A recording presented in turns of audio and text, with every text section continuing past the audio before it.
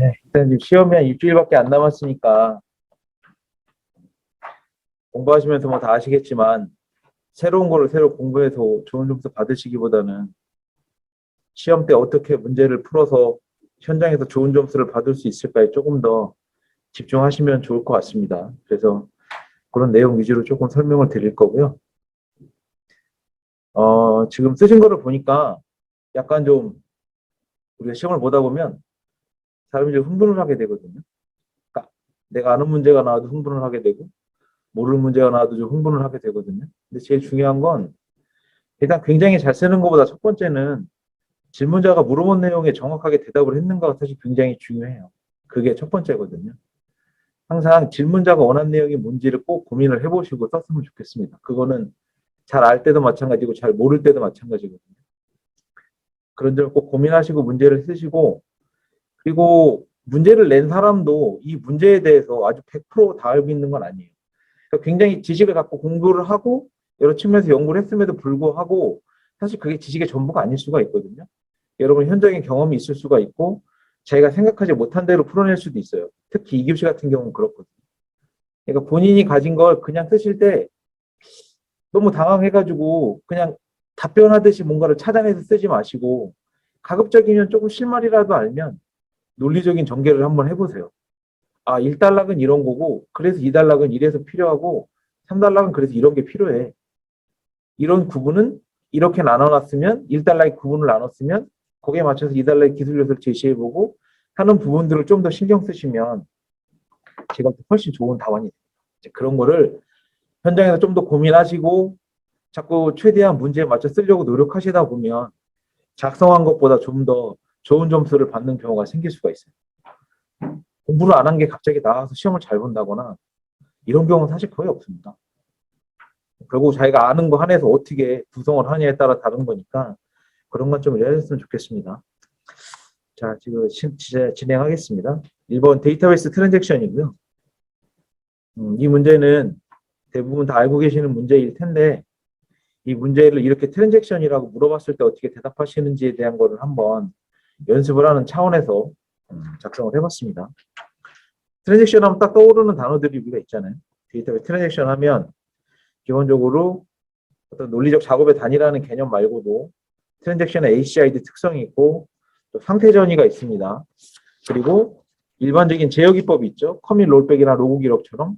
그 다음에 동시성 제어라는 문제가 또 있었죠. 멀티 트랜잭션이 오니까. 최근에 이슈까지 나간다면 약간 분산 트랜잭션까지 나갈 수도 있어요. 왜냐하면 지금까지 말한 기법들은 잘 생각해보면 우리가 RDB 같은 데 내에서 충분히 처리할 수 있는 기법이지만 분산 트랜잭션은 DB가 다 나눠져 있기 때문에 또 다른 차원의 트랜잭션 관리 기법이 필요한 거거든요. 그래서 이런 논리적인 흐름을 조금 잡으실 수 있으면 조금 더 좋은 답안이 될 수 있을 것 같고요. 이런 경우에 물어본 내용이 많으면 가급적인 설명하고 싶은 내용이 있어도 조금 짧게 설명하고 넘어가면 됩니다. 그 내용이 아주 구체적이거나 디테일하지 않아도 상관이 없습니다. 대신에 그 키워드만 정확하게 나열해 주셔도 사실 답변했을 때는 똑같은 점수를 낼 수 있어요. 하지만 남보다 더 많이 쓰고 체계적으로 구성을 했다고 하면 거기서도 좋은 점수가 나올 겁니다. 개념도는 그냥 가급적으로 어떤 개념도이든 내가 말하고자 하는 개념을 좀 더 잘 설명할 수 있는 거면 됩니다. 여기에 많은 내용을 막 집어넣으려고 하지 마시고 특히 개념도는 저는 여러 가지 분산으로 만들어진 부분 연산이 최종적으로 성공했을 때 성공이 되는 게 커밋되는 게 트랜잭션이고 중간에 하나라도 실패하면 롤백 되는 겁니다. 이게 트랜잭션의 기본 개념입니다. 오로 나싱이기도 하죠. 원자성에 대한 부분. 그래서 개념을 먼저 적어주고 ACID 특성을 적었습니다. 구체적인 설명은 안 했고 핵심적인 용어로만 설명을 했고요. ACID 특성을 2단락에 적으셔도 되는데 1단락에 간단한 게 언급만 해도 됩니다. 정확하게 이렇게 적어주면 특성도 알고 있다는 게 표시가 나죠. 정확히 키워드도 들어갔고 그리고 나면 이걸 통해서 단일이나 멀티 트랜잭션의 수행 안정성을 보장한다라는 설명을 해주고 수행 보장 기법을 적어주는 겁니다. 첫 번째는 트랜잭션이 어떻게 구성되어 있는지 보려면 상태 전이도가 나오죠. 이것만 다 설명해도 좀 아까워요. 아까우니까 간단하게 그리고 옆에다가 간단하게 설명만 해주는 겁니다. 여기서 아마 조금만 줄이셔도 제가 볼 때 가급적이면 제가 이번 해설지는 답안지 좀 쓸 수 있는 수준으로 만들려고 많이 쓰지는 않았습니다. 답을. 좀 짧게 구성하실 수 있고요. 그 다음에 이렇게 해서 실행했을 때 문제가 생기면 롤백을 통해서 복구하고 커밋으로 완료 처리한다. 이런 걸 관리하는 기법이 필요하다라고 넘어가면 그 다음에 관리 기법을 적어주는 겁니다. 그럼 우리가 알고 있는 관리 기법은 되게 여러 가지가 있거든요. 근데 이 기법들을 좀 나눠서 원자성 보장 측면하고 동시성 보장 측면 두 가지를 다 해준 겁니다. 한꺼번에. 왜냐하면 이걸 다 적기가 어렵기 때문에 관리 기법을 아예 한 곳에다 나눠서 설명을 다 해준 거예요. 기본적으로 우리가 로그 기록하죠. 커밋 롤백은 다 로그 기반으로 합니다. 리드로 회복하고요. 나머지는 우리가 잘 알고 있는 트랜지션 관리 기법입니다. 그리고 마지막 차별화는 물어본 거 외에 추가적인 플러스 알파거든요. 그래서 이 부분에 대해서는 최근에 확산되고 있는 MSA라든지 분산 트랙션에 대한 관리 방법이 이슈가 많이 되고 있어요. 그걸 연계시킨 겁니다. MS의 폴리글랍 구조죠. 각각 떨어져 있고 각각 따로 연산을 하고 각각 DB도 다르니까 한꺼번에 관리를 할 수가 없어요. 이럴 때는 자가 패턴 같은 경우로 관리를 해줘야 되고 또 이럴 경우에는 각 DB별로 따로 우리가 격리를 할 수 없기 때문에 격리에 대한 방법을 알려준 겁니다. 시멘팅 락 같은 건 아시죠? 어플리케이션 단에서 락을 조정해서 전체 스테이지 끝나기 전까지 묶어둔다던가 뭐 이런 방법입니다. 또는 쓰기 전에 다시 읽는다던가 교환적 업데이트라는 것도 있습니다. 그래서 뭐 업데이트랑 이런 것들을 기존의 걸 롤백 시키는 게 아니라 업데이트 시키는 방법으로 하면 이런 트래시의 락 같은 경우를 방지할 수 있거든요. 그런 거 설명을 적어준 거고 마지막까지는 이것에 대한 활용 방안, 이런 땐 이런 걸 쓰면 좋고 이런 때는 이런 걸 쓰면 좋다라고까지 명기를 해준 겁니다. 가급적이면 설명은 전부 다 이렇게 정확하게 해주시는 게 좋습니다. 그냥 마지막에 묶어서 각 특성별 활용 필요 이렇게 적으시는 거 말고 가급적이면 이렇게 준비를 해 두셔야 됩니다. 근데 사실 여기 쓴 내용들은 내가 모르는데 현장에서 이렇게 쓸 수 있는 방법을 알려드리는 게 아니라 마지막 정리하실 때 이런 식으로 정리를 하셔야 돼요. 그래서 뭔가 좀 구체적이고 내가 설명하는 내용 효과적으로 보일 수 있는 방법을 자꾸 고민하셔야 됩니다. 여기서 만든 3단락 MSA 같은 경우는 그냥 일반적인 디지털 서비스에서 쓰는 방법이잖아요. 그런 걸 마지막에 DB랑 연계를 하는 거죠. 그러니까 알고 있는 지식에 대한 연계를 평소 때 고민을 해놓고 어떤 게 쓰면 좋을까를 한번 정리를 해놓고 아래 놓으시는 게 마지막에 정말 많은 사람이 시험지를 답안지를 채점하다 보면 확실히 눈에 띌 수 있는 요소가 되거든요. 절대적으로 잘 쓰는 것도 중요하지만 상대적으로 돋보이는 것도 굉장히 중요합니다. 그런 부분을 고민하셔서 준비를 하시면 좋겠고요. 디지털 전환을 촉진하는 AI 기술입니다. 이것도 마찬가지입니다. 아까처럼 약간 사실 애매하죠. AI 기술이긴 AI 기술인데 디지털 전환을 촉진하는 AI 기술이죠. 이렇게 목적성이 있지 물어본 거기 때문에 이걸 어떻게 전개할 거냐라는 관점에서 제가 한번 질문을 드린 거고요. 제가 풀어낸 방식은 첫 번째 디지털 전환 자체를 이해하는 겁니다. 근본적으로 디지털의 플랫폼 자체를 완전히 전환하는 겁니다. 혁신하는 겁니다. 고객 가치 중심이 옛날에 디지털로 만들어 놓은 시스템이나 이런 디지털 전환 자체가 고객의 가치를 제공하는 플랫폼을 만드는 겁니다. 그러니까 예전엔 간단히 뭐 업무를 지원하거나 이렇게 했다면 지금은 그게 아니라 디지털 플랫폼을 활용을 해서 비즈니스를 영위하고 수익을 얻어내는 방식으로 근본적으로 혁신적으로 변화시키는 전략입니다. 그럼 이렇게 했을 때 이런 디지털 전략을 이해했을 때 AI가 해줄 수 있는 게 뭐냐라고 봤을 때 제가 뽑아낸 두 가지 요소는 자동화랑 최적화입니다. 그래서 그걸 먼저 제시를 해준 겁니다. 디지털 전환에 AI 역할을 먼저 제시하고 그 AI 기술의 역할별로 기술 요소를 제시를 했습니다. 이렇게 하면 실제로 질문자의 의도에 대해 충실하게 대답한 게 되겠죠. 이거는 정답이 있는 건 아니에요. 왜냐하면 이게 정해지고 답이 있는 문제를 낸 게 아니라 제가 만들어내서 힌트를 얻어서 낸 문제이기 때문에 여러 자료를 보고 제가 만들어낸 거지만 기본적으로 여기 있는 내용 자체가 그렇다고 없는 내용은 아닙니다. 있는 내용이지만 제가 찾아서 구성을 이렇게 한 거죠. 그래서 기술은 그 일반적인 기술을 제가 아까 제시했던 자동화랑 최적화로 나눠주고 자동화랑 최적화로부터 한 2개 정도 더 제시를 해주면 좋기 때문에 효율성, 운영성, 제공가치, 혁신, 대응성으로 나눴습니다. 이 내용들도 사실은 없는 내용이 아니라 그러니까 내가 생각하는 이 측면에 두 가지 내용이 있다라고 했을 때 그 내용들에 대한 촉진 방안 앞에 묶어준 겁니다. 그러니까 이게 부분을 그냥 막 나눠놓고 기술이 나올 거라고 생각을 하지만 실제 들어가면 이런 기술이 있다는 걸 머릿속에 떠올리고 걔에 해당하는 묶어주는 촉진 방안이 그 자리에서 구분자로 그룹핑으로 나와야 되는 겁니다. 사실은 그냥 이게 자동으로 이런 그룹핑이 먼저 나오는 건 아닙니다. 그러니까 항상 들어가서 너무 긴장하지 마시고 여러분이 알고 있는 기술 요소를 한번 쭉 나열해 보신 다음에 여기서 뽑을 수 있는 그룹핑을 한번 찾아보세요. 그게 4개면 2개, 2개로 나누셔도 되고 3개면 하나의 표에서 3개로만 나누셔도 되는 겁니다. 그렇게 해서 나눠 놓으면 지금 내가 똑같은 1교시 답안, 팩트만 쓰는 1교시 답안을 보더라도 기본적으로 이 답안에 대한 논리성이 어느 정도 구현이 되는 거죠. 그럼 이해가 훨씬 달라집니다. 그렇게 쓰고 나면 마지막 단락을 쓰기도 훨씬 수월합니다. 그리고 AI 기술이잖아요, 언급한 게. 그럼 우리가 AI에서 계속 공부했던 게 뭐죠? AI의 부작용에 대한 것도 공부 많이 했잖아요. 이런 것에 대한 걸 한번 여기다 써주는 겁니다. 대신에 그냥 AI에 대한 모호한 답변을 쓰지 말고 AI에 대한 대응 필요, AI 윤리 적용 이렇게 쓰지 말고 정확하게 필요한 사항들을 구체적인 사항을 적어주세요. 정보 편향성, 불투명성, AI 책임의 윤리 문제. 그럼 그 답도 대응 방안도 마찬가지로 IP7000 같은 기본적인 윤리에 대한 표준들 지금 아직 확정된 게 아니라 논의 중인 것도 있긴 하지만 그 중에서 하나를 뽑아서 이렇게 쓰시면 되는 겁니다. XAI라든지 이런 게 정확하게 나와야 실제 마지막에 인사이트를 제공한 것 같죠. 그냥 두리뭉실하게 내용 인사이트는 다른 사람도 대부분 그렇게 쓸 겁니다. 그러면 아무런 차별화가 안 생기죠. 그런 부분에 대한 걸 좀 말씀을 드리고 싶었고요. 오토 스케일링입니다. 오토 스케일링도 지금 얘기가 굉장히 많이 나오고 있죠. MSA라든지 클라우드 전환하면서 거의 오토 스케일링은 기본적으로 사용을 하고 있습니다. 여기에 대한 기술을 좀 숙지하셨으면 좋겠고, 기존에 우리가 공부했던 건 업다운이나 보통 기본적으로 스케일업이나 스케일아웃에 대한 내용하고 오토 스케일에 대한 내용들을 한번 스케줄하고 부하 기반은 출제된 적이 있죠.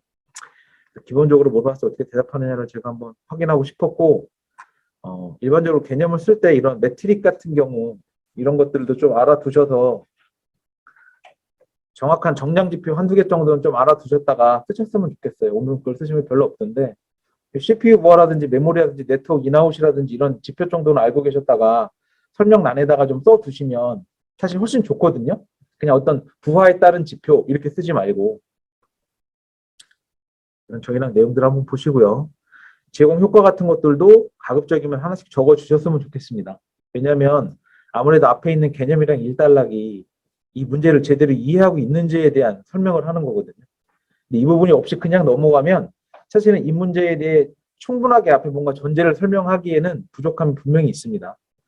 가급적이면 짧게라도 이런 설명, 단글을 통해서 내가 설명하고자 하는 바를 한 번씩 좀 더 언급을 더 해주시면 좋고 특히 1교시 같은 경우에는 여기다가 내가 알고 있는 여러 가지 지식들을 다 표현하실 필요가 있습니다. 이런 것도 스케일 업다운이나 인아웃을 따로 표로 작성하기 어려우면 이렇게 단글에다가 표시해 주는 겁니다. 그러면 알고 있다는 게 되거든요. 키워드만 찾는 사람이라면 이 사람이 몰라서 안 쓴 게 아니라 알지만 선택을 해서 안 쓴 거라는 걸 알 수가 있기 때문에 이런 용어를 꼭 써주셨으면 좋겠고요. 구성도는 저는 이런 식으로 그리려도 괜찮을 것 같습니다.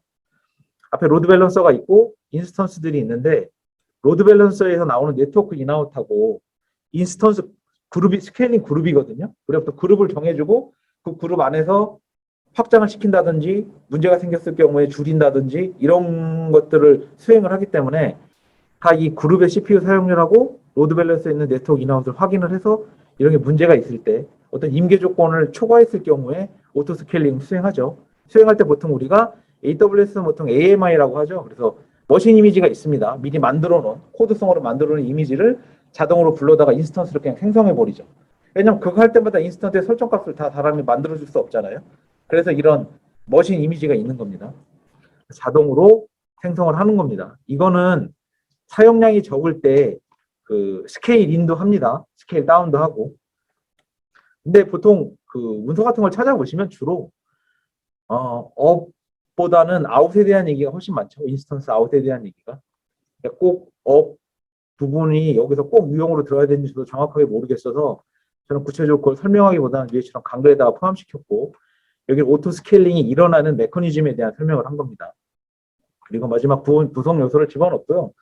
구성 요소는 영역이 딱딱 나눠지면 그 영역으로 설명하실 수도 있고 어떤 기술이라든지 객체가 존재하면 그걸로 설명하실 수도 있고 아니면 그 오토 스케일링이 수행하는 어떤 기능적인 측면으로 나눌 수도 있습니다. 그분들은.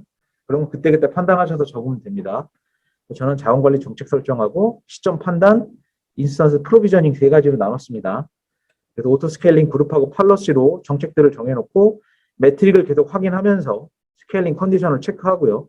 그 다음에 머신 이미지와 버추얼라이제이션을 통해서 가상화시켜서 인스턴스를 만든다라는 것을 구성 요소로 작성을 했습니다. 그리고 마지막에는 이런 옵션들을 통해서 각 케이스별로 옵션을 어떻게 정하느냐에 따라서 효율성이 달라지거든요. 그 예제 케이스를 밑에다가 적어놓은 겁니다. 그래서 마지막에 최적화 방안이라고 적고 여기 활용 방안을 적었습니다. 그래서 이렇게 어떤 경우는 이럴 때 효과적이고 어떤 건 이럴 때 효과적이고 이런 사례까지 알아놓으시면 훨씬 좋죠. 만약에 시간이 없으면 이걸 다 쓰실 필요가 없습니다. 최적 사례라고 적어놓고 이런 경우는 이렇게, 이런 경우는 이렇게만 써도 남보다 훨씬 디테일한 게 나올 거예요.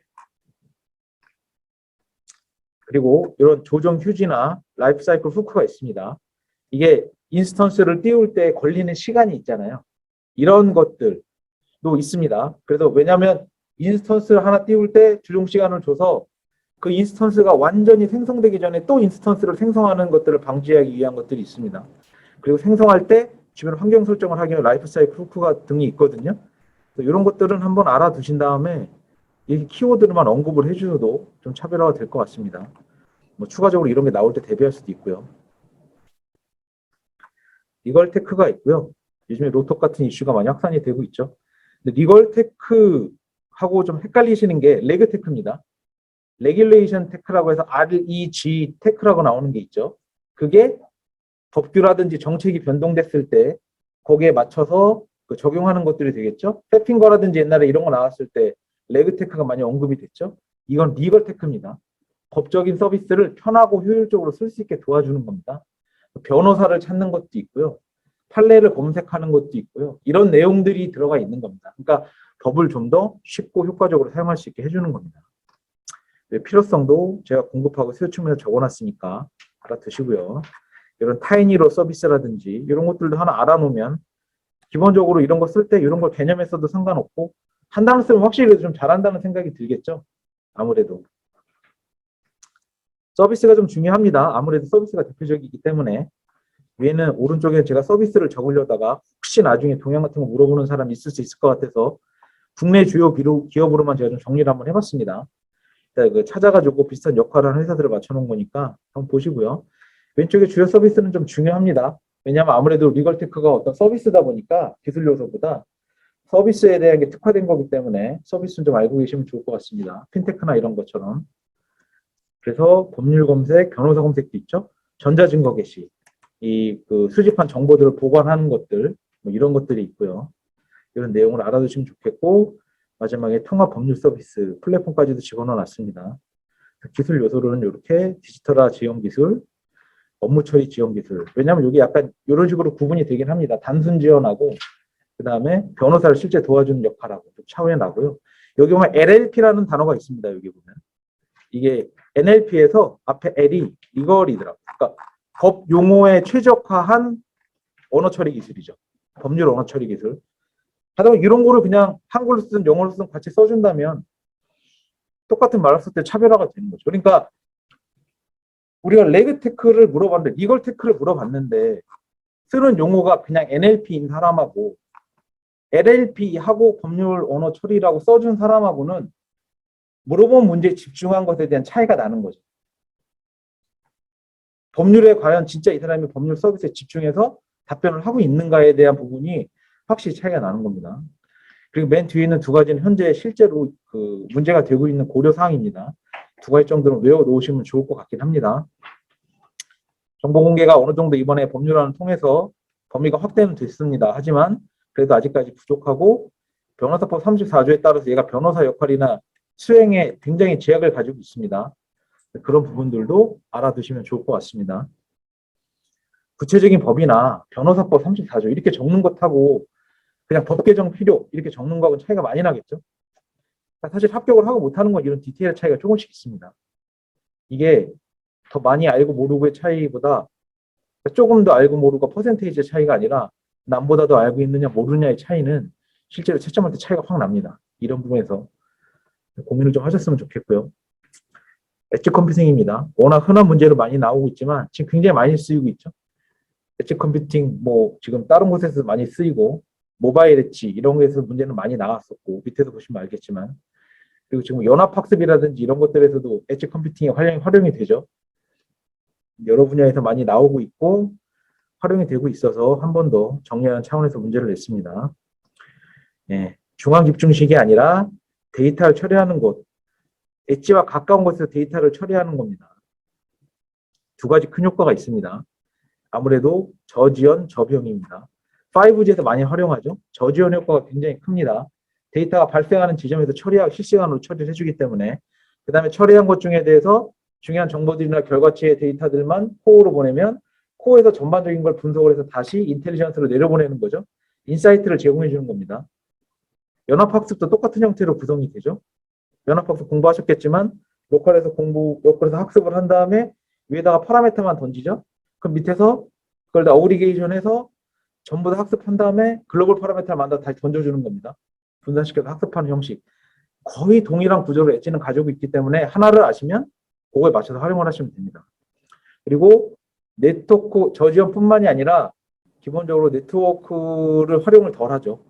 그리고 한 곳에서 실패가 일어났을 경우에도 다른 곳에서 여러 곳에서 학습을 하기 때문에 전체적인 학습이 멈추는 현상을 제거할 수 있습니다. 그런 특징이 갖고 있으니까 하나만 보지 마시고 다른 부분의 효과도 한 번씩 꼭 보세요. 대부분 보면 저지연에 대한 효과밖에 안 쓰시니까. 엣지 컴퓨팅 주요 기술 요소고요. 그래서 구성도는 그냥 이 정도로 그랬으면 좋겠습니다. 라는 건 뭐 저의 생각이니까 본인이 판단해서 하시되 심플하게 엣지 플랫폼하고 코어 클라우드랑 요 디바이스 층만 보이게 해놔도 사실 굉장히 좋을 것 같아요. 엣지 네트워크와 인터넷. 그러니까 결국 그림은 내가 보여주고자 하는 것의 차이점을 어떻게 보여주느냐의 문제인 거지 다 그려주는 게 아니에요. 왜냐하면 보는 사람이 그림을 보고 한눈에 이해할 수가 없으면 이걸 파악해야 되거든요. 근데 그런 시간은 주지는 않아요. 딱 보고 내가 원하는 요소가 딱 구분이 되어 있어야 돼요. 엣지는 뭐가 다를까? 아, 엣지 플랫폼이 중간에 있고 엣지 네트워크라는 게 존재하는구나 라는 걸 보면 됩니다. 실시간 대응을 해주고 1차 분석 데이터를 코어로 전달해 주는구나 라는 내용이 있는 게 중요한 겁니다. 여기에 모든 내용을 다 집어넣으셔도 안 되고 그렇다고 너무 이 구성과 상관없이 그러셔도 안 되겠죠. 그걸 항상 꼭 고민을 하세요. 이런 걸 정리하셔서 고민하고 정리해 놓은 게 사실은 답안을 작성하는 요령이 됩니다. 나중에. 이 요소대로 기술 요소 그대로 쓰시면 되잖아요. 구성 요소 그대로 쓰면 되고. 또 우리가 쓰는 NFV라든지 이런 것들이 많이 활용이 됩니다. 이런 것도 하나 알아주시면 좋고 초등 AI 칩 있죠? 이런 것들도 많이 쓰죠. 구글 엣지 TPU 같이 이런 것들도 하나 알아주시면 좋고 학습 방법 연합학습도 있습니다. 연합학습은 보안적인 요소도 많이 갖고 있다는 것도 알고 계시죠? 데이터를 로컬에서 처리하기 때문에 전송 안 하고 이런 부분까지 외워놓으시면 나중에 연합학습 쓸 때도 여기 있는 내용도 일부 활용하실 수 있지 않을까요? 네. 그 추가적으로 쓸 때도 이런 보안적인 측면은 엣지에 들어가면 엣지가 들어가는 모든 말에는 쓸 수 있죠. 사실 분산이나 엣지에서는 아무래도 기존의 분산 구조로 인해서 보안에 대한 요령도 달라집니다. 그런 방식에 대한 걸 써주시면 됩니다. 고려사항도 정확하게 적어주시고 왜 분산 환경의 보안 관제가 어려우니까 그리고 경량 엣지 디바이스의 보안이 취약하니까 라는 걸 정확하게 제시해 주시고 오른쪽엔 제로 트러스트나 소어 뭐 이런 내용들을 적어주시면 됩니다. 그 LA나 PUF 같은 경우는 조금 디테일한 기술이긴 하지만 이런 것도 알아주시면 좋습니다. 초경량, 고비도 암호화 이런 말들도 많이 사용하죠. 결국 용어를 잘 활용하는 것도 굉장히 많이 구구절절하게 설명해야 되는 걸 한 단어로 요약할 수 있는 요령이 됩니다. 마지막에는 개인정보보호 강화 컴퓨팅도 언급을 했죠. 이런 식으로 언급해주면 내가 알고 있는 용어들이 연관된 것들을 다 설명을 해줄 수 있는 요소가 되는 거죠. 간글을 그래서 쓰는 겁니다. 우리가 잘 모르니까 간글을 왜 써야 될까, 이걸 똑같은 말 또 써야 될까 생각하지만 쓰기 시작하고 잘 쓰는 요령을 익히면 다 필요한 요소들입니다. 이렇게 해놓고 나중에 실전에서 밑줄 한 번씩 거주시면 되죠. 남들이 볼 수 있게. 영어 약자도 써주고. 양자암호 통신입니다. 워낙 요즘에 많이 언급이 되고 있죠. 많이 나오기도 했었습니다. 근데 요즘에는 좀 뜸하긴 하지만 나올 수 있습니다. 양자암호 통신의 필요성을 처음부터 어떻게 접근할 거냐가 사실은 좀 이슈가 될 것 같긴 합니다. 저는 이거를 쇼 알고리즘하고 묶어서 얘기를 했습니다. 그 양자 우월성이잖아요. 큐비트 연산에 의해서 지금 그 우리가 기본적으로 쓰는 대칭 암호나 비대칭 암호가 다 금방 해독이 되죠. 특히 비대칭 암호가 굉장히 문제가 됩니다. 대칭 암호 좀 늘리면 그나마 어느 정도 방어를 할 수 있는데 그래서 거기에 대한 내용을 적어준 겁니다. 양자 컴퓨터가 확산됨으로 인해 현대 암호 체계가 영향을 받고 이로 인해 양자암호 통신이 부각이 되고 있다라는 걸 적어준 겁니다. 글로버와 쇼어 알고리즘 중에 비대칭 영향을 받는 건 쇼어 알고리즘이죠. 비밀키 전송하고 주고받는 것들. 그런 것에 대한 내용을 적고 이래서 암호 통신이 필요하다라고 하면 필요성이 사실 확실히 얘기가 되는 거죠. 그냥 양자암호 통신은 기술이 암호가 잘 되면 잘 될수록 좋죠. 그러나 진짜 이게 필요한 필요성을 언급해주면 사실은 그건 정말 팩트 같은 느낌이 드는 거죠. 그래서 저는 양자 특성을 먼저 적어줬습니다. 양자 특성은 여기 말고도 우리가 그 뭐죠? 양자 얽힘도 있는데 저는 보안적인 특성을 좀 설명을 해주고 싶어서 그 암호적인 측면에서 좀 설명을 했고요. 그래서 이럴 경우에는 양자 얽힘을 안 쓰면 아무래도 심적으로 부담이 되잖아요. 더 쓰기엔 분량도 많고 의미가 없는 것 같은데 그렇게 밑에 강글에다가 하나 표시해주고 밑줄 그어주면 됩니다. 그러니까 얽힘을 몰라서 안 쓴 게 아니고 얘가 필요성에 의해서 우선순위로 안 썼구나라고 생각을 하게 되죠. 양자가 중첩이 돼 있잖아요. 영일이. 그래서 이거 확률적으로 어떤 건지 알 수가 없습니다. 여러 상태가 혼재되어 있기 때문에 정확한 상태를 알 수가 없어요. 근데 이걸 측정을 했어요. 측정을 했는데 한 번에 상태가 하나밖에 측정이 안 돼요. 그러니까 얘가 50%의 확률밖에 없는 거예요. 내가 만약 누가 전송을 했다 하더라도 그러니까 정확하게 알 수가 없어요. 여러 상태가 있으니까 알 수 없는데 측정을 하면 하나밖에 몰라. 그런데 문제는 측정을 하고 나면 다 깨져 있어요. 변동이 일어났단 말이에요, 얘가. 그러면 예전하고 동일한 상태를 유지하지 않습니다, 양자는. 그래서 복제가 불가능합니다. 이걸 제가 순서대로 지금 좀 나열을 한 거예요. 이해가 가시기 편하게. 이렇게 외우시면 나중에 뭔가 답을 쓸 때 좀 이해가 가겠죠? 그냥 머릿속에 넣어놓은 거 쓰다 보면 우리가 실전에 가서 쓰면서 깨닫죠. 내가 이걸 제대로 이해하고 있지 못하다는 걸 그때서야 깨닫잖아요. 작성하다가. 미연에 방지하려면 공부하실 때 이해를 좀 하셔야 됩니다. 내 패턴에 맞게 정리하시면 됩니다. 팩트만 어긋나지 않게. 이게 그래서 이게 웨이브 펑션 콜랩스라고 그러는데요. 콜랩스라고 그러는데 이것도 그 붕괴 현상입니다. 양자 붕괴 현상이고 상태가 나중에 아마 표를 보시면 알겠지만 웨이브 있는 형태가 감청을 하면 그 패턴이 깨지는 겁니다. 비가역성이라고 하죠. 한번 측정하면 돌릴 수가 없습니다. 이런 단어들은 알고 계시면 좋을 것 같아서 적어놨고요. 양자 얽힘의 특성도 있습니다. 근데 이건 깨짐이라기보다는 양자 얽힘을 통해서 원고리 전송을 한다거나 할 때 사용을 할 수 있는 부분이기 때문에 그 부분도 적어놨고요. 피 분배 기술은 기존에 쓰신 것도 괜찮기는 한데요. 좀 정확하게 제가 볼 때 일단 첫 번째로 통신망들 있잖아요. 기존 통신망하고 공개 채널하고 양자 채널 세 가지 채널이 있습니다. 이 정도는 좀 명확하게 적어주셨으면 좋겠고요. 그 다음에 우리가 순수 난수 발생한 부위 있잖아요. 요거하고 광자 발생기, 간섭계 정도는 적어주시는 것도 나쁘지 않을 것 같습니다. 좀 더 복잡한 그림이 있긴 하지만 제가 볼 때 구성도를 그리려면 이 정도로 그리시는 게 좋지 않을까 싶습니다. 구성하는 요소는 양자암호 프로토콜이 있고 순수 난수 생성기가 있습니다. 단일 광자 발생 검출기가 있고 양자 중계기 이 정도의 내용들도 조금 약간 어렵게 적어놨는데 그런 내용들 이해가 안 가시는 내용은 아닐 거기 때문에 보시면 됩니다. 마지막은 연구 동향으로 적었습니다. 왜냐하면 이게 지금 확보돼서 아직 우리가 확산돼서 상용화가 시작되고 있지만 일반적인 제한망에서 확산이 되지 일반적인 무선이나 이런 데 사실은 사용이 돼야 실생활에 사용이 될 텐데 그렇게는 안 되고 있거든요. 원거리 전송이나 공기 중으로 흘렀을 때 햇빛이나 이런 데 노출돼도 흐트러지는 게 많아요. 못 쓰고 있기 때문에 여기에 대한 연구 동향이 있습니다. 그래서 이걸 6가지나 있지만 실전에서 쓸 땐 한 4가지만 쓰시면 됩니다. 2가지로 나눠서. 물론 정말 시간 없으면 2가지로 나눠 쓰셔도 됩니다. 자유공간 프로토콜로 적어놓고 시각동기, 광정렬, 광자분 저감에 대한 연구 진행 이렇게 적어놓으셔도 됩니다. 그러나 이 중요한 단어가 정확하게 들어가고 안 들어가고는 차이가 많이 나겠죠. 마지막에 PQC에 대한 걸 한 번 더 언급을 해줬습니다. 포스트 퀀텀 크립토그래피죠. 이런 걸로 적어놨으니까 우리나라가 지금 이거 표준으로 측정 지금 채택이 된 것도 있습니다. KT나 이런 데서 만들어 놓은 게 그런 것도 한 번쯤은 언급을 밑에 해준 겁니다. 실제로 똑같이 못 쓰시겠지만 이런 요소가 쓰일 수 있다는 걸 기억하고 작성하시는 게 도움이 될 것 같아요. 그래서 좀 구체적이지만 제가 집어넣어 놨고요. 저부터 품질 보증 활동입니다. 품질 보증 활동은 기본적으로 우리가 쓰고 있는 뭐 QC, QA 이렇게 외우시는 거 말고 기본적으로 그 책에 나와 있는 기준으로 한 번 더 제가 정리를 한번 해봤습니다. 그냥 한번 보시고요. 그냥 품질만 관리하는 게 아니라 품질을 관리하고 품질을 관리하는 활동을 계속해서 개선하는 겁니다. 프로세스를. 프로덕트에 대한 품질을 관리하고 프로덕트를 관리하는 이 프로세스 자체도 계속 개선하는 활동인 겁니다. 그래서 이 세 가지 요소가 있습니다. 표준 정의하고 품질 관리하고 프로세스 개선하는 세 가지. 그 세 가지에는 이런 내용들을 진행을 하고요. 거기에 관련된 표준들을 제가 좀 찾아서 정리를 해봤습니다. 참조할 수 있는 것들. 그래서 어떻게 수행하냐 할 때 이런 내용들이 있습니다. 하다 보면 뭐 인스펙션이나 이런 것들은 기본적으로 수행할 때 품질 제어해서 사용을 하게 되겠죠. 여러분이 그것만 적으시면 사실은 그 활동만 적은 게 되기 때문에 제가 물어본 내용은 다 대답한 건 아니고 일부를 대답한 게 되겠죠. 그래서 중간중간에 이렇게 내가 잠깐 애매할 경우에는 집중해서 뭔가를 하나 쓰고 있더라도 애매할 경우에는 1교시 같은 경우 특히 알고 있는 다양한 내용을 간글이라든지 아니면 가나로 나눠서 설명한다든지 하는 걸로 해서 다 표현해 주실 필요가 있습니다.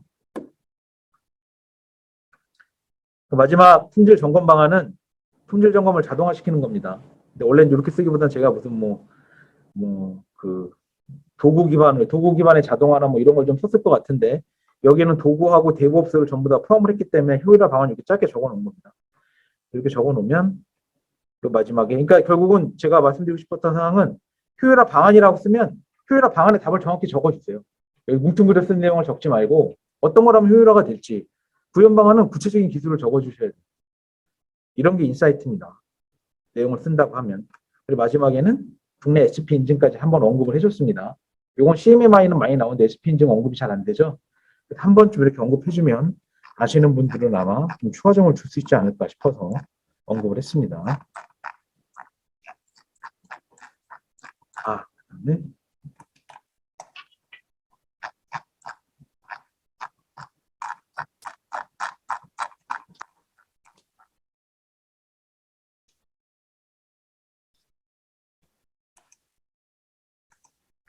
2교시고요. 2교시 1, 2, 3번이 제가 숙제가 문제입니다. 2교시 1, 2, 3번도 정답이 있는 문제는 아닙니다. 이것도 기사에서 나온 힌트를 갖고 문제를 구성을 해본 겁니다.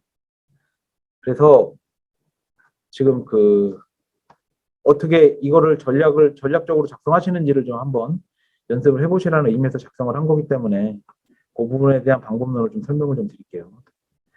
일단은 패러다임의 변화에 대해서 얘기를 했잖아요. 진화하고 있다. 분산형 개발 패러다임을 기업에 적용하기 위한 전략을 제시하고 구현하기 위한 기술 요소를 설명하시오. 그럼 전략, 기술 요소가 2단락, 3단락이 되겠죠. 기본적으로는. 두 개밖에 없잖아요. 물어본 게. 그렇다면 1단락은 왜 이런 게 필요하지? 라는 걸 한번 설명해 주면 훨씬 더 부드럽게 전개할 수 있습니다.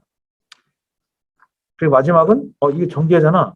그런데 분산형이면 MSA 같은 걸 떠올린 다음에 쓰다 보면 MSA 계속 공부할 때 MSA 적용에 대한 문제점에 대한 걸 우리가 계속 공부를 했었다 싶으면 그걸 적용해서 쓰면 되는 겁니다. 그러면 일반 구조를 잡고 시작을 하는 겁니다. 그래서 이렇게 써줍니다. 간단하게. 환경 변화 요인이 있었고요. 디지털 전환이라든지 요즘에 이런 형태에서 바뀌고 있는 것들이 있잖아요. 소비 형태나 패턴들. 디지털 경제, 우리가 데이터 경제, 여러 요새 많이 공부했던 걸 하나 적어주고 모노식 구조에 대한 한계를 적어주는 겁니다. 왜냐하면 우리가 하고 싶은 거는 기존의 분산형인데 분산형이 사실 반대말이 모놀리식이거든요. 요거를 조금 더 생각이 바로 난다면 굉장히 좋겠지만 그렇지 않으면 그냥 중앙 집중형 이런 식으로 써도 아무 상관없겠죠. 분산의 반대말이니까. 그래서 그 한계를 이렇게 개선하기 위해서 필요하다라고 적어주면 됩니다. 전략을 설명하라고 했잖아요. 근데 우리가 보통 수학 전략을 쓰라고 그러면 수학 분석을 하고 전략을 써버리면 되는데 사실은 여긴 그렇게 쓰기가 어렵잖아요. 전략을 제가 볼 때는 어떤 패러다임의 목표를 먼저 정해주고 저는 전략을 수립을 하는 형태로 저는 결정을 했습니다. 그래서 조금 상위 단계인 패러다임 목표를 먼저 정해줬고요. 그래서 조직과 어플리케이션과 운영 측면. 문제에서는 조직하고 어플리케이션만 물어봤었죠. 근데 어차피 응용까지 포함이 되기 때문에 저는 요 세 가지를 다 언급을 해줬습니다. 그래서 목표는 목표답게 뭐뭐를 확보한다, 향상한다 라고 써줬고요. 그 다음에 전략입니다. 전략은 여기에 대한 세부 전략을 적어준 겁니다. 그래서 기능 단위로 서비스를 분리한다든지 독립적 기능 조직을 구성한다든지 이런 걸 써준 거고 여기에 근거가 되는 법칙이라든지 내용들을 좀 정리를 해본 겁니다. 그러면 여기 있는 내용들에 대한 디테일한 부분들을 그 다음에 기술로 쓰면 되겠죠. 근데 여기다가 너무 급하게 MSA나 이런 거 대부분 다 적어 놓으시면 사실은 뒤에 쓸 말이 거의 중복되거든요. 그러니까 앞은 예를 들어 대부업스라 하더라도 예를 들어 독립적인 서비스 단위의 운영 조직 구축 이게 전략이 되는 게 맞습니다. 그런 걸 조금 더 연습하시라고 설명을 좀 드린 거고요. 그러면 그 밑에 이제 MSA 전환을 위한 이건 방법론들이죠. 원칙들. 그런 걸 한번 언급을 해준 거고요. 이렇게 MSA 구성 요소를 적었습니다. 세부 전략을 저는 목표를 정했고, 목표로 세부 전략을 도출했고, 또 세부 전략 단위로 기술 요소를 도출했습니다. 이런 흐름은 여러분이 쓰기 편하시게 하면 일관성을 가져올 수 있으니까 활용하셔도 괜찮습니다. 물론 이게 모든 경우에 다 맞는 건 아니에요. 되게 많이 도출하면 여기다 그것을 다 쓰기에는 되게 어렵다고 느껴질 수도 있긴 한데, 그래도 이렇게 쓰다 보면 논리적인 흐름이 좀 맞춰집니다. 그걸 갖고 쓰시면 훨씬 좋겠죠. 읽는 사람이 이해하기가 굉장히 편할 겁니다. 어떤 관점으로 나오는지 알 수 있으니까. 상당히 불리고요. 이런 기술 요소들을 정확하게 디테일한 기술 요소 쓰셨으면 좋겠습니다. 여기다 못 쓴 기술 요소는 대표적인 것만 쓰고 나머지 오른쪽에 쓰면 되겠죠. 그리고 마지막 단락입니다. 그래서 실무적인 고려사항을 좀 적었습니다. 이 부분에 대한 것도 우리가 공부한 거니까 여기에 대한 내용들도 여기다가 포함을 마지막에 해주시면 마지막 단락을 구성하는 데 큰 무리가 없을 것 같습니다. 앞의 내용을 그냥 정리하는 마지막 단락은 아무래도 중복의 좀 느낌이 있기 때문에 사실 안에 내용의 팩트도 마찬가지고요. 가급적이면 이런 추가적인 인사이트를 적어주시면 좋을 것 같습니다. 두 번째는 유지보수에 대한 내용들이고요. 이 세 가지가 다 유지보수의 단락에 나오는 겁니다. 유지보수 필요성 및 유형 형상관리 역공학, 유지보수에 포함되는 내용이어서 이 연관관계에 대해서 한번 논리적으로 만들어 보시고 다 그 기본적인 내용이니까 점검해 보시라고 문제를 냈고요. 유지보수 처음에 들어갈 때 유지보수 필요성을 물어봤거든요. 유지보수 필요성 앞에 뭔가 적을 수 있는 건 사실 굉장히 쉽지는 않아요. 개념하고 거의 비슷하잖아요. 필요성, 첫 단락의 느낌이 들잖아요. 그래서 기본적으로 저는 유지보수의 개요라고 적으셔도 상관은 없을 것 같긴 하지만 좀 더 디테일하게 적을수록 사실 내용이 좀 명확해집니다. 그래서 저는 유지보수의 개념 및 SDLC 특성을 집어넣습니다. 특성이라고 하면 이게 굉장히 중요하다는 걸 명기하고 싶어 준 거죠. 그래서 이런 특성들, 가용기간이나 소유비용 측면의 특성을 넣어놓고 지속적으로 변하는 특성을 통해서 이런 것들이 자꾸 변화하기 때문에 유지보수를 통해서 대응을 해야 된다라는 걸 적었고요. 유지보수 필요성을 쓸 때 저는 앞단락에 리만의 소프트웨어 변화 진화의 원리를 활용을 했습니다. 소프트웨어가 계속 변하고 복잡화되고 하는 우리가 리만의 소프트웨어 진화 특성을 공부했잖아요. 그 내용들을 활용을 해서 쓰면 사실 훨씬 더 객관적으로 보이고 밑에 간간에다 적어주면 좀 더 내가 그냥 머릿속에 생각해내는 것보다 정확한 요소를 도출할 수 있겠죠. 세 가지를 도출했고 그 정도에서 대응 방법들을 적어줬습니다. 유형은 이렇게 네 가지가 있습니다. 이건 정확하게 적어주셔야 됩니다. 답안지에 따라서 어떤 거에 책이나 이런 거에 따라서 조금씩 얘기가 다를 수는 있긴 한데 일반적으로 보여지는 걸 적어줬고 그래서 가급적이면 영어는 좀 적어주는 게 좋긴 합니다. 왜냐면 영어는 스펠링이 거의 똑같거든요. 근데 한글로는 조금 더 다르게 표현한 사람도 있습니다. 앞에 묶어주는 건 수정하고 개선으로 제가 나눠서 묶어줬는데요. 이게 공식적인 구분 방식입니다. 구분입니다. 이게 I119에서 쓰는 방식이고 14764에서 쓰는 기준이고요. 그리고 이거를 그냥 리액티브나 프로액티브로 쓰기도 합니다. 대응형이라든지 아니면 사전적 예방형으로 나눠서 쓰기도 합니다. 그렇게 정리되신 분은 그렇게 쓰셔도 될 것 같아요. 저는 마지막에 사례까지 하나 더 집어넣습니다. 설명을 많이 하지 않고 사례를 집어넣어서 이런 경우는 아마 다단표가 되니까 다른 사람에 대해서 차별화가 되겠죠. 내용은 그렇게 많이 쓰지 않아도. 그 다음에 변경이랑 추적 형상 관리고요. 기본적으로 쓸 내용이 많잖아요. 추적에서. 그러면 이런 관리 같은 경우는 중복해서 다 쓰지 말고 관리 절차는 이렇게 관리 절차만 정확히 키워드를 적고 밑에 중요사항만 적어도 될 것 같습니다. 저는 베이스라인이 중요하다고 생각을 해서 두 번째 단계엔 베이스라인을 적었습니다. 그래서 이런 집합은 베이스라인 통해서 형상 유지 관리하고 검증하고 판단한다고 설명하고 그 다음에 마지막에 이렇게 관리하기 위해서 또는 베이스라인 도출하기 위해서는 레갈 시스템 이해가 필요하고 그를 위해서 역공학을 쓴다라는 설명으로 진행을 했습니다. 마지막 역공학이고요.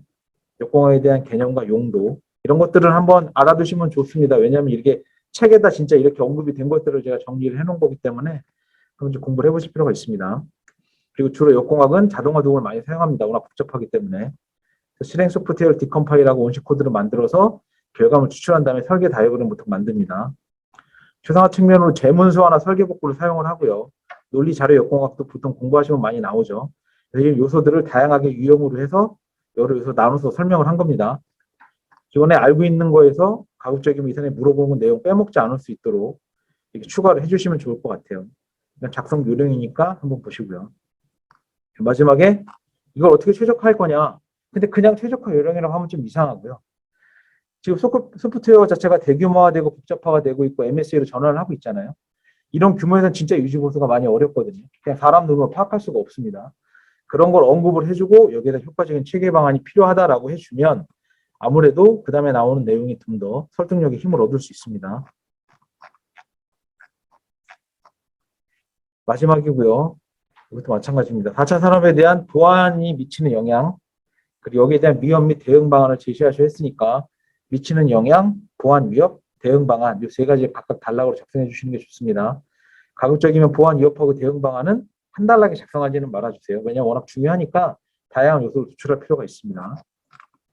그러면 사실 제일 먼저 알아야 될 거는 4차 산업혁명이 보안에 미치는 영향을 그냥 들어가게 되면 사실은 근거 없이 우리가 알고 있는 보안 기술을 나열하는 수밖에 없거든요. 나 스스로도 작성할 때 그렇게밖에 안 돼요. 그럼 일단락에 4차 산업혁명을 통해서 보안 위협이 어떻게 달라지는지를 먼저 설명하실 필요가 있습니다. 한 번쯤 고민을 하고 들어가는 거죠. 고민을 하고 들어가셔도 됩니다. 제가 볼 땐 그러면 훨씬 논리력도 생기고 앞에 내용을 어떻게 정의하느냐에 따라 뒤에 내용이 많이 달라질 수 있기 때문에 한번 여기서 정확히 정리하실 필요가 있습니다. 보안 환경이 어떻게 변하냐? 초연결로 기존에 있던 네트워크들이 그냥 서비스나 인터넷 공간이 아니라 다 연결된 공간으로 바뀐다. 그 다음에 자산들도 IoT, CPS 같은 것들이 늘어나면서 대상도 훨씬 확대됐고 인간이 아니라 AI 기반의 해커들이 그 기술들이 점점 더 발전되고 있다라는 요소들입니다. 이거는 그 정리되어 있던 그 논문이 있었고요. 이걸 통해서 어떻게 될까? 그러니까 이게 어떤 변화가 있었는가를 먼저 알아본 다음에 보안에 미치는 영향을 좀 보면 좋을 것 같습니다. 그래서 도출된 거는 아무래도 대응해야 될 공간이 확장이 됐고 보호 대상 자체도 증가가 됐고 공격 자체도 진화했기 때문에 어떤 좀 지능화된 대응이 필요하다라는 걸 머릿속으로 잡아놓고 들어가는 거죠. 그러면 여기 있는 요소들을 좀 도출하기가 훨씬 쉬워질 겁니다. 그래서 보통 보면 우리가 공격 표면이 확장됐다라는 얘기를 많이 씁니다. 요즘에 용어에서 많이 나옵니다. 그러니까 아무래도 초연결이 되니까 노출되는 지역이 늘어나죠. 공격 표면 확장이라는 단어들도 많이 사용을 하니까 혹시나 이런 게 응용 문제로 나온다고 하면 이런 것도 이해하실 필요가 있고요. 클라우드도 있습니다. 이렇게 크로스 클라우드 어택도 있고 크로스 테넌트 어택도 있습니다. 이런 것들 용어들도 좀 알아두시면 제가 볼 때 좋을 것 같긴 합니다. 클라우드도 그냥 쓰는 게 아니라 하이브리드나 여러 가지 요소를 사용하죠. 그리고 사용자도 여러 사용자가 하나에 가상하기만의 요소들을 사용하죠. 이런 거에 대한 내용이니까 한번 보고 이해가 가시는 부분들은 정리를 잘 해놓으셨으면 좋겠어요. 그래서 여기에 대한 대응 방안까지 정리를 했고요. 대응 방안으로 쓰는 구체적인 표준이나 기술 요소들을 좀 정리를 제가 해놨습니다. 그러니까 이 내용들을 한번 보시고요. 이 내용들도 말씀드린 것처럼 어디 나와 있는 게 아니라 제가 정리한 내용이니까 보시고 공감이 가시는 부분들이 있으면 좀 정리를 다 해놓으시면 사실 이거 각각이 하나가 다 문제가 될 수 있는 부분들이잖아요. 따로 이렇게 준비하시면 하나 하면서 이 문제 개별적으로 준비하시고 개별적으로 준비한 문제들이 이 안으로 들어오면 됩니다. 그래서 이렇게 해서 대응이 필요한데 사실 이건 대응 방안까지 다 썼기 때문에 다음 내용을 적는다는 게 사실 굉장히 쉽지 않거든요. 근데 우리가 공부했던 내용 중에 아마 K 사이버 방역 추진 전략이 최근에 나왔었죠. 그거를 활용을 했습니다. 이런 게 필요하다. 구체적인 거기 때문에. 다 쓰지 못하더라도 세 가지 요소 정도를 알면 K 방역 추진 전략도 쓸 수 있습니다. 우리나라에서 이렇게 썼으면 우리나라에서 이렇게 대응을 해야 된다는 걸 좀 더 구체적인 팩트 갖고 제시해 주는 거죠. 말씀드렸다시피 어차피 우리가 시험장에 들어가는 순간 기존에 이제 공부했던 거는 더 이상 이제 변수가 아니거든요. 공부하신 건 그냥 가지고 들어가신 거잖아요. 당일날 어떻게 응용하시느냐가 사실은 변수인 거죠. 얼마나 집중하고. 그래서 꼭 문제에 집중하셔서 최대한 문제에 맞는 내용으로 표현도 문제에 적합한 표현으로 기술 요소도 이 문제를 잘 표현할 수 있는 기술 요소로 각각의 기술들은 다 다른 기술과의 차이점이 있습니다. 혼자 그냥 생뚱맞게 나온 게 아니라서 나온 배경과 다른 기술의 차이점이 있는데 그걸 중심으로 작성을 해주시면 훨씬 더 효과적으로 똑같은 답안을 쓰더라도 답안이 돋보일 수가 있습니다. 지금부터 정리하시면서 내가 많이 준비했던 내용들은 내가 그런 비계 배경이나 필요성들을 빼먹은 게 없나 정확히 이해하고 있나 보시고 차별화 요소로 내가 여태껏 공부했던 것 중에 어디 답이 있는 게 아니니까 내가 공부했던 것 중에 합리적이라고 생각하는 걸 자꾸 붙이고 응용해 보실 필요가 있습니다. 그러면 답안이 훨씬 더 풍성해지고 실제로 마지막 단락도 훨씬 구체적인 내용이 돼서 대부분 비슷한 답안을 쓰는 답안지 상에서 굉장히 돋보이는 답안이 될 수 있을 겁니다. 나머지 기간은 너무 새로운 거 공부하시는 거 연연하지 마시고요. 어차피 우리 시험은 지금까지 준비한 것만으로 붙겠다는 마음자세로 들어가시면 됩니다. 더 이상 내가 준비를 못해서 이런 거는 사실 의미가 없습니다. 왜냐하면 준비를 더 많이 했다고 꼭 붙는 것도 아니고 좀 덜 했다고 떨어지는 것도 아니거든요. 준비한 것만 갖고 잘 활용해서 붙겠다라고 생각하시면 됩니다. 사람마다 지식은 조금씩 다를 수 있잖아요. 많이 아시는 분들이 너무 문제에 성급하게 대응을 하다가 물어본 내용과 상관없이 물어본 내용이 한 단어만 보고 내가 아는 내용만 적구나 떨어지는 경우도 굉장히 많이 있어요. 그런 실수는 범하지 마시고 꼭 물어본 내용을 되짚으시고 한 번 더 속에서 생각하시고 되씹으셔서 본인이 생각하는 좋은 답안을 적으시면 됩니다. 결과적으로는 다 내가 알고 있는 내용으로 내 의견을 제시하는 거니까 잊지 말고 자신감을 가지시고 마지막 시간까지 포기하지 마시고 잘 쓰고 나오셨으면 좋겠습니다. 우리는 다음 합숙에서는 안 보는 게 제일 좋겠죠. 마지막이라고 생각하고 꼭 좋은 점수 얻으시길 바라겠습니다. 좋은 결과 얻으세요.